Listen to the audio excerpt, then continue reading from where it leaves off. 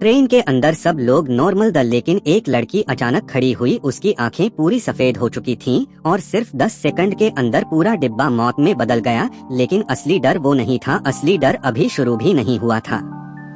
आज की कहानी में दो ऐसी घटनाएं हैं जो एक ही डर से जुड़ी हुई हैं। कहानी शुरू होती है एक सुनसान सड़क से, जहां एक ट्रक ड्राइवर अपने घर लौट रहा होता है। अचानक फोन बजता है और जैसे ही वो फोन उठाने जाता है, धड़ाम कुछ उसके ट्रक के नीचे आ जाता है। वो घबराकर नीचे उतरता है और देखता है एक हिरण जो मर चुका है। वो थोड़ा रुकता है, सोचता है, फिर उसे छोड़कर चला जाता है। लेकिन जैसे ही ट्रक दूर जाता है, वो मरा हुआ हिरण अचानक उठ खड़ा होता है। उसकी आंखें सफेद, नसें काली और उसका शरीर अब इंसानी नहीं रहा। यहीं से शुरू होता है दुनिया के अंत का खेल। उसी समय सियोल स्टेशन से एक ट्रेन बुसान के लिए निकलती है। सब कुछ नॉर्मल लग रहा होता है। एक लड़की भागती हुई ट्रेन में चढ़ती है। वो बहुत डरी हुई है, उसकी हालत खराब है और कुछ ही सेकंड में वो जमीन पर गिर जाती है। स्टाफ घबरा जाता है, मदद बुलाता है, लेकिन अचानक उसका शरीर कांपने लगता है, हड्डियां टूटने की आवाज, और फिर वो लड़की एक ज़ॉम्बी बन जाती है। वो सीधे स्टाफ पर हमला कर देती है और कुछ ही सेकंड में पूरी ट्रेन में फैलने लगता है। मौत का वायरस लोग अभी भी समझ नहीं पाते। उन्हें लगता है ये कोई ड्रामा है, लेकिन जब पहला खून गिरता है तब सबकी आंखें खुलती हैं।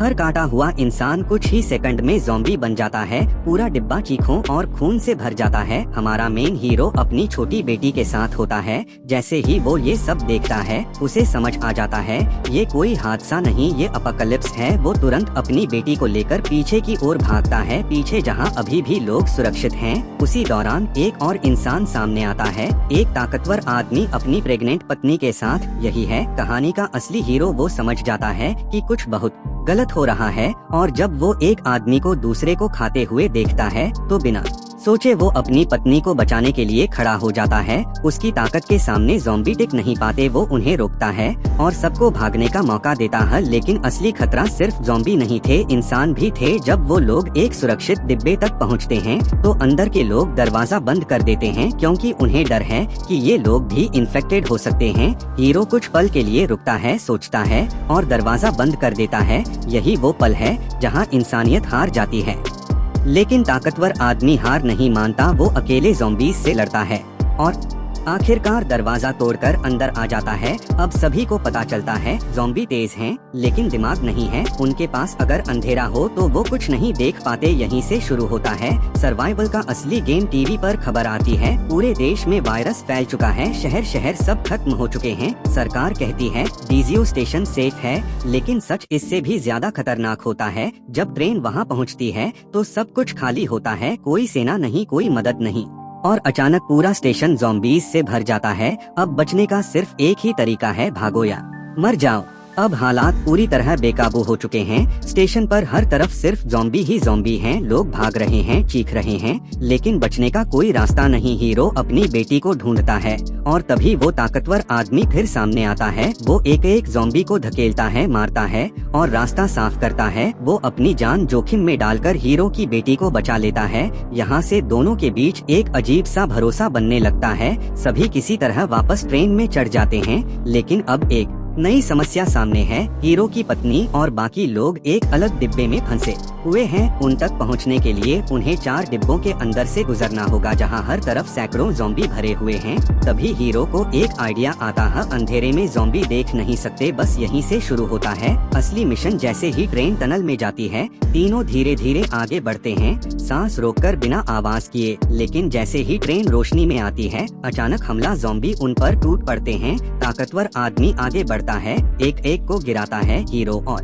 बाकी लोग पीछे पीछे किसी तरह बचते हुए निकलते हैं। ये फाइट सिर्फ सर्वाइवल नहीं है, ये एक डेथ रेस है। आखिरकार वो अपनी फैमिली तक पहुंच जाते हैं, लेकिन असली शौक अभी बाकी था। जब वो सेफ कंपार्टमेंट में जाते हैं तो अंदर के लोग उन्हें अंदर आने ही नहीं देते। उन्हें लगता है कि ये लोग इन्फेक्टेड हैं और डर के कारण वो उन्हें बाहर ही छोड़ देते हैं। हीरो गुस्से में है, लेकिन हेल्पलेस भी। आखिरकार दरवाजा तोड़कर वो अंदर आते हैं, लेकिन अंदर के लोग उनके साथ इंसानों जैसा नहीं, जानवरों जैसा व्यवहार करते हैं। उन्हें अलग कर दिया जाता है जैसे वो कोई खतरा हो।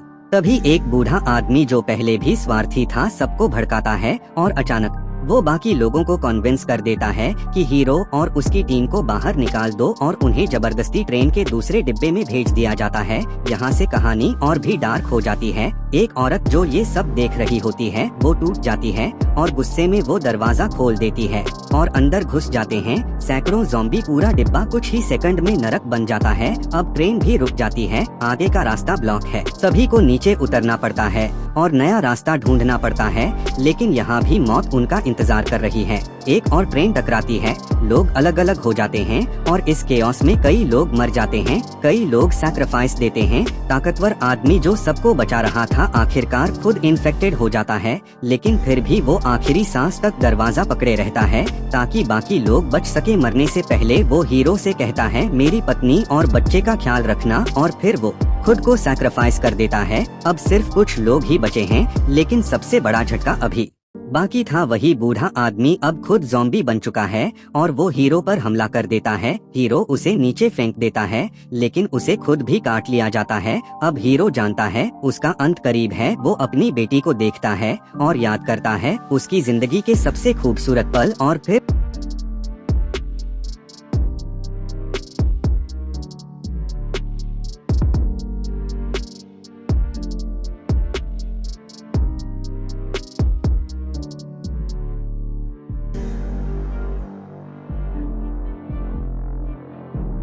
वो खुद ट्रेन से कूद जाता है ताकि उसकी बेटी सुरक्षित रह सके। अंत में उसकी बेटी और वो प्रेग्नेंट महिला सुरक्षित जगह की ओर बढ़ते हैं। सामने सेना खड़ी होती है, उन्हें शक होता है कि ये इंसान है या ज़ॉम्बी। तभी छोटी लड़की गाना गाने लगती है और वही गाना उनकी जान बचा देता है। ज़ॉम्बी सिर्फ बाहर नहीं थे, सबसे खतरनाक ज़ॉम्बी इंसानों के अंदर थे।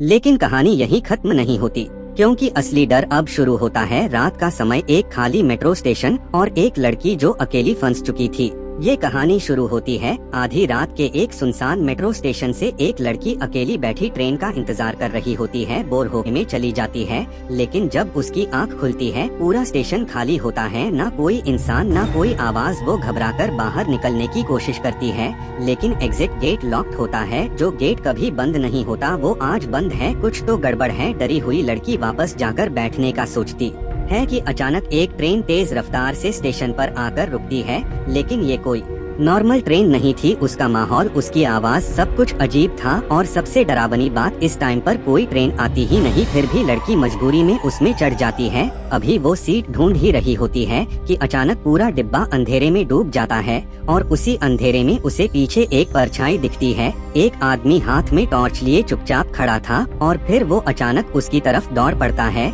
लेकिन वो कोई भूत नहीं बल्कि उसका ऑफिस का एक लड़का निकलता है जो उसे पसंद करता था। वो कहता है आज पार्टी में बात नहीं हो पाई तो चलो अब पुरानी बातें करते हैं।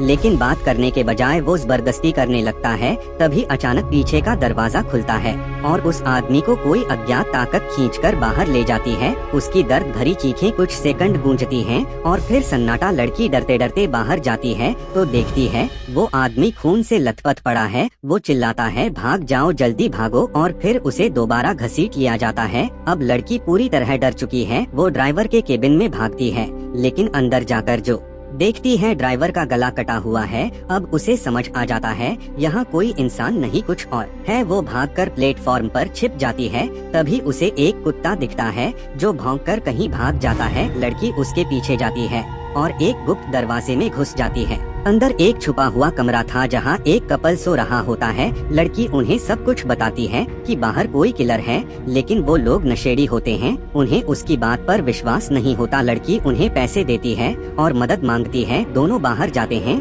लेकिन तभी अंदर सो रही लड़की मैंडी पर हमला हो जाता है। वो कुछ डरावना देखती है और चीख उठती है। उधर लड़की और उसका साथी उस घायल आदमी को पाते हैं जिसका शरीर बुरी तरह फटा हुआ था और फिर एक खून से भरा रास्ता उन्हें सुरंग की ओर ले जाता है। वो वहीं रुक जाता है क्योंकि उस सुरंग के अंदर सिर्फ अंधेरा ही नहीं, एक अनजाना खौफ और मौत उसका इंतजार कर रही होती है। उधर दूसरी तरफ लड़की उस घायल की मदद करने की कोशिश करती है। तभी उसकी नजर दीवार पर लगे एक इमरजेंसी फोन पर पड़ती है और बिना देर किए वो तुरंत मदद के लिए कॉल लगा देती है। लड़की घबराई हुई आवाज में गार्ड से कहती है कि यहाँ कोई बुरी तरह घायल है, लेकिन गार्ड उसकी बात को सीरियस नहीं लेता और आखिरकार मजबूरी में लड़की उस घायल आदमी को घसीटकर कैमरे के सामने लाती है ताकि गार्ड को सच्चाई दिखाई जा सके। लेकिन तब तक उसकी मौत हो चुकी होती है। जैसे ही गार्ड वहां से निकलने के लिए मुड़ता है, अचानक जमीन पर सैकड़ों चूहे दौड़ते हुए दिखाई देते हैं, जिससे माहौल और भी भयावह हो जाता है। और तभी एक रहस्यमयी हत्यारा पीछे से आता है और गार्ड का गला काट देता है, जिससे उसकी दर्दनाक मौत हो जाती है। लड़का लड़की को बताता है कि अगला स्टेशन काफी दूर है, इसलिए उन्हें बहुत सावधानी से आगे बढ़ना होगा। अचानक पीछे से आती ट्रेन की तेज आवाज उन्हें चौंका देती है और वो दोनों अपनी जान बचाने के लिए पूरी ताकत से भागने लगते हैं। लेकिन जैसे ही उन्हें लगता है कि अब बचना मुश्किल है, तभी उन्हें एक साइड टर्न दिखाई देता है और वो तुरंत वहां कूदकर अपनी जान बचा लेते हैं। ट्रेन उनके पास से गुजरने के बाद रुक जाती है, जिससे ये साफ हो जाता है कि ये कोई सामान्य ट्रेन नहीं थी, बल्कि किसी ने उन्हें जानबूझकर मारने की कोशिश की थी। अंधेरे में खड़ी लड़की को पीछे से किसी के भारी सांस लेने की आवाज सुनाई देती है, जिससे उसका डर और भी बढ़ जाता है। जब वो डरते डरते टॉर्च जलाती है तो देखती है